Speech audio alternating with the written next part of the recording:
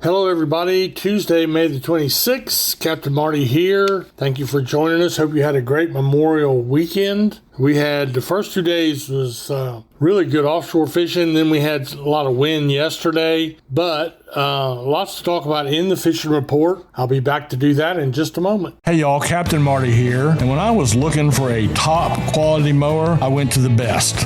And the best is A&W Sales in Pinetown. Now at A&W Sales, they carry top quality brands like the Bad Boy zero-turn mowers, of which I own one now for 15 years. American-made, heavy-duty machines built to handle anything from backyard touch-ups to commercial jobs. They've proudly sold and serviced Bad Boy mowers for over 15 years. How about if you're in need of a trailer? A&W Sales carries the full line of Big Tex trailers, the best-selling trailer brand in the entire nation. Visit them in-store or online at awsalesnc.com, where tough equipment meets trusted service. Come and experience fishing for the whole family aboard the Crystal Dawn at Pirates Cove Marina in Manio. The Crystal Dawn is a roomy 65-foot headboat, fully equipped with the latest gear to give you the best fishing experience. Worried about getting seasick? Fear not. The Crystal Dawn stays in safer and shallower waters to lessen the likelihood of that happening. Half-day and private fishing trips are available. To find out more, go online to crystaldawnheadboat.com.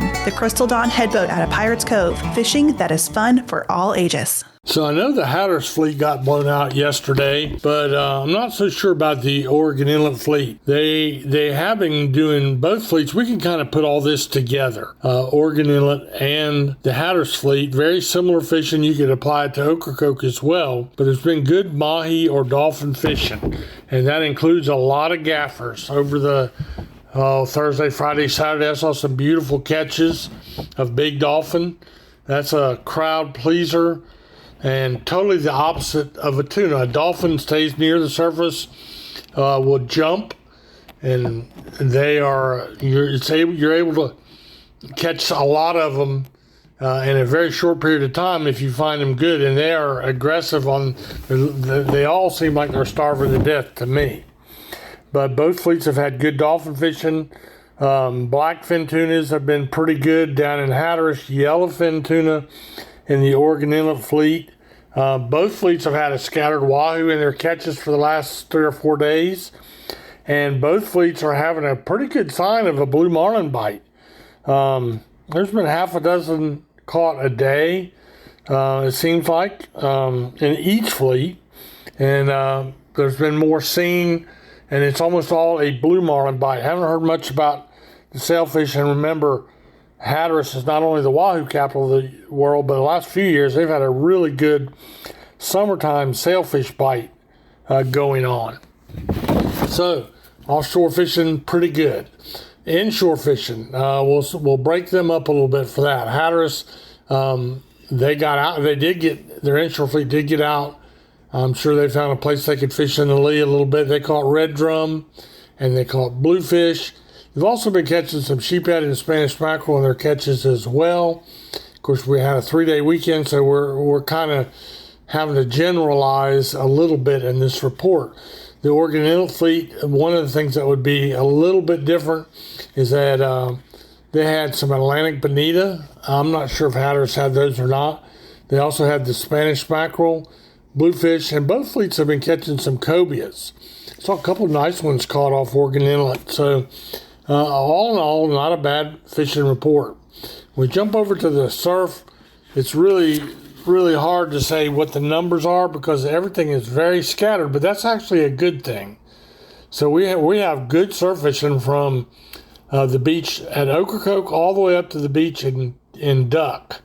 And when I say good, I'm not talking about every cast, but what I am talking about, there's a good variety. And if you put your time in, especially if you fish early or fish late, you're going to catch enough to feed the family. You might even get a few fish you can take back to Ohio. They're going to be sea mullet, bluefish, and there's some puppy drum being caught. There's a few bigger drums still being caught. Although I was listening to the report from Red Drum Tackle, our sponsor, and Kara is talking about how bad the scattered sargasso weed was. So that's something you had to deal with a little bit.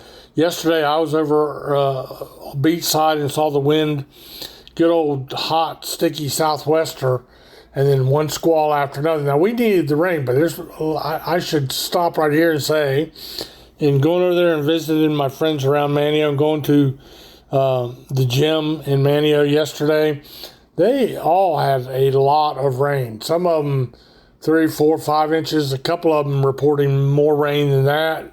Up the beach, same way, some larger amounts of rainfall. And that's that. But over here in ag country, in Hyde County, where I'm at now, where I moved to garden and hunt and retire, we didn't have that much rain. We might have in some places got 2 inches. My rain gauge on the north side of the lake, I got just barely an inch over the last couple of days. So that coastal area got a lot more rain than what we got. But whether you're on the beach or on a pier, we're starting to see some of the metal lure fish showing up. We already talked about the bluefish, but now we have Spanish mackerel and Atlantic bonita being caught. And then you throw in the puppy drum, occasionally a black drum or a sheephead. They're different. They both have the black stripes, but they're quite different fish. But in reality, the variety is good. Now, also, I did talk to someone that was catching sand fleas for bait, and you cannot beat a sand flea for bait. Number one, it's free. That adds up. And number two, it's fresh. The fresher any bait is, the better its catchability. And I'm talking about even if it's a matter of hours. So you want to be there when these local tackle shops get in fresh cob mullet or fresh shrimp or anything they get fresh. Always ask when it was brought in, and you want to get that as quickly as possible. So pretty good outlook on the surf, pretty good outlook on the piers. And we'll take a little break. I'll come back and talk to you about the backcountry.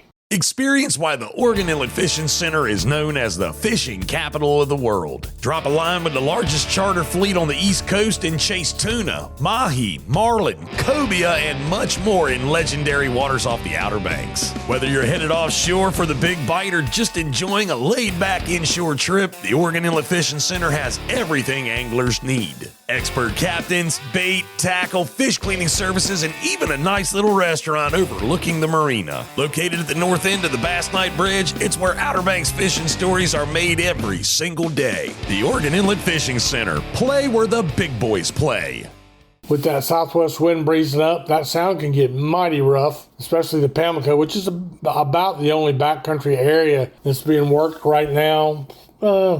For the most part. So we're seeing some people sneaking out back to Hatteras and other places that are working on these schools of small red drum. And we're also seeing the bluefish now showing up back in the sound. There are big drum to be caught, and it seems like they're more over on the western side of the sound, but it's a very covert fishery, and you have to do a little bit of homework to figure out where that's going on, or you can book a guide and go with a private guide and learn the tricks of the trade that way. It's a good way of doing it. So by and large, we still have some rockfish being caught up in the northern sounds, up in the Albemarle Sound, the Alligator River, all the way over to around Edenton in that area. And the catfish bite, I checked on it. What was it? Saturday. Just talking to a friend of mine who lives up in Elizabeth City, and he said it's not as good as it was, but the blue cats are still being caught in good numbers. And that's also good news because they are really great eating as well. And that's what I have for you. A good Memorial Weekend. We don't want to forget why we celebrated that weekend. There's a lot of people paid the ultimate price so that we could go fishing freely and go to church freely and do everything we want to do in a free country. Without their sacrifice, that might not have been the case. So we're thankful for that. I hope you have a great day, and I really hope that the good Lord blesses you richly.